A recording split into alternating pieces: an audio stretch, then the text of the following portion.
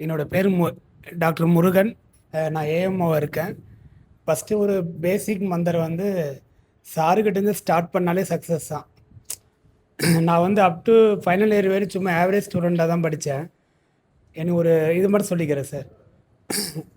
எங்களோட என் ஃப்ரெண்ட் ராமச்சந்திரன் யதார்த்தமாக அண்ணா ஆர்ச்சாண்ட நான் டியூட்டிக்கு அலோபதி டியூட்டிக்கு போயிட்டுருக்கேன். ஒரு நாளைக்கு எப்போ 2-3 டியூட்டி போயிட்டே இருப்பேன்.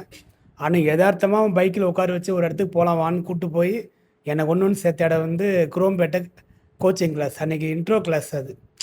அப்போ நான் வந்து எல்லாம் நல்லா படிச்சுக்கிட்டே வருவேன். ஆனால் அந்த சார் அப்போ ரேங்கிங் போடுவார், டாப் 20 ரேங்க் மட்டும்.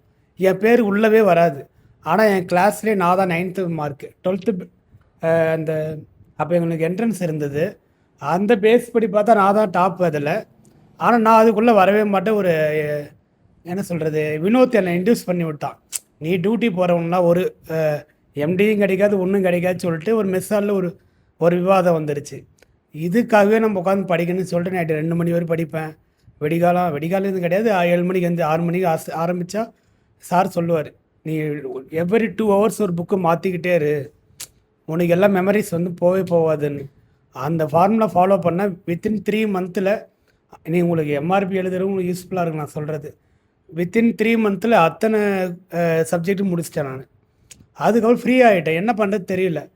கிளாஸு டெஸ்ட்டு வச்சா டாப் 5க்குள்ளே வந்துட்டேன். அப்புறம் டாப் 2 1க்குள்ளே வர மெயின்டைன் பண்ண ஆரம்பிச்சிட்டேன். அப்புறம் எம்டி சீட் கன்ஃபார்ம். கண்ணை மூட்டு போனால் நமக்கு ஒரு சீட்.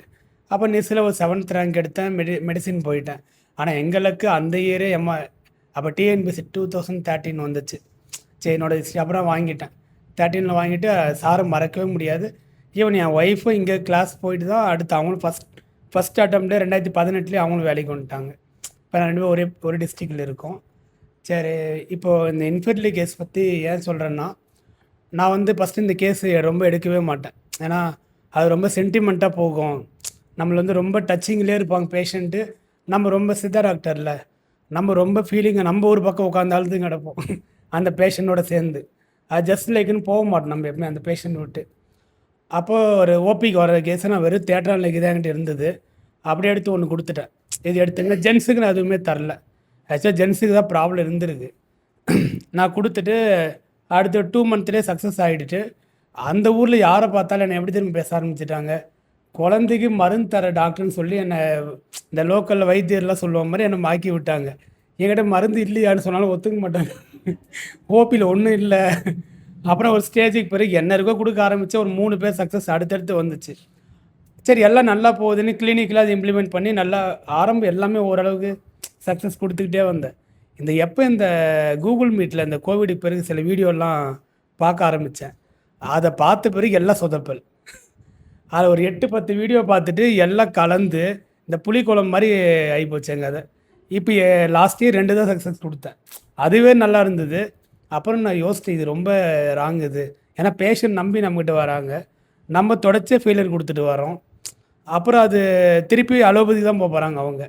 அங்கே எல்லாம் முடிஞ்சு லாக் பண்ணி நம்மக்கிட்ட வரும்போது நம்மக்கிட்ட முடிக்கக்கூடாது சொல்லிட்டு நான் அதை பற்றி ரொம்ப இன்டெப்த்தாக படிக்க ஆரம்பித்து இப்போ இந்த கிளாஸ் வந்த பிறகு எனக்கு என்னென்னா ஒரு இப்போ தான் தெளிவான ஐடியாவே கிடச்சிருக்கு. இதுதான் ரூட் காசு. நம்ம இதை மிஸ் பண்ணிவிட்டு 1 மாதம் ஃபுல்லாக மருந்து கொடுப்பேன். அது எமனோகாக் ஃபார்ம் பண்ணிட்டு அது உருவாகிற கருவு அதுவே வெளியேற்றி விட்டுறது போல இருக்குது. அப்புறம் இப்போ வந்து அது ஐடியா வந்துடுச்சு. அதே மாதிரி ஜூனியர்ஸு அது சொன்னேன், ஜென்ஸு கிளினிக் வைக்கிறது ஓரளவு ஈஸி. ஏதோ ஒரு இடத்துல அப்பா அம்மாவும் சப்போர்ட் இருக்கும், எல்லா சப்போர்ட் நம்மளை வந்து தனி சுதந்திரம் நமக்கு கிடைக்கிறதுலாம். ஆனால் ஃபீமேலுக்குன்றது அப்படி கிடையாது. அவங்க எவ்வளோ வசதி எவ்வளோ வாய்ப்பு இருந்தாலும் ஒரு கிளினிக் ஆரம்பிக்கணுன்னா எல்லாரோட கன்சர்ன் முக்கியம். அப்படி இருந்தும் நீங்கள் இத்தனை பேர் நான் எல்லா கிளாஸும் போகும்போதும் ஃபீமேலோட நம்பர்ஸும் அதிகமாக இருக்கும். ஜென்ஸு எப்பவுமே ஆவரேஜாக ஒரு 10 பேருக்கு இல்லை தான் இருப்போம். ஆனால் நீங்கள் வந்து அத்தனை பேர் உங்களோட டிபார்ட்மெண்ட் தான் இன்னும் சொல்ல போனால் எங்களது செகண்ட் தான். ஏன்னா வர்ற அத்தனை பேருமே வெளில சொல்ல முடியாமல் பல கஸ்டமர் வரும்போது எங்ககிட்ட விட உங்கள்கிட்ட தான் நிறைய பேசுவாங்க.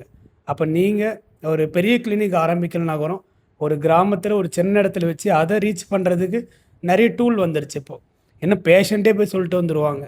அடுத்து ஃபேஸ்புக்கு இன்ஸ்டாகிராம் ஏதோ ஒன்று நம்ம பிஃபோர் ஆஃப்டர் போட்டாலே அதை பார்த்துட்டு 10 பேர் வந்துடுவாங்க அடுத்த ஒரு வாரத்தில். அதனால் இது யாரும் மிஸ் பண்ணாதீங்க.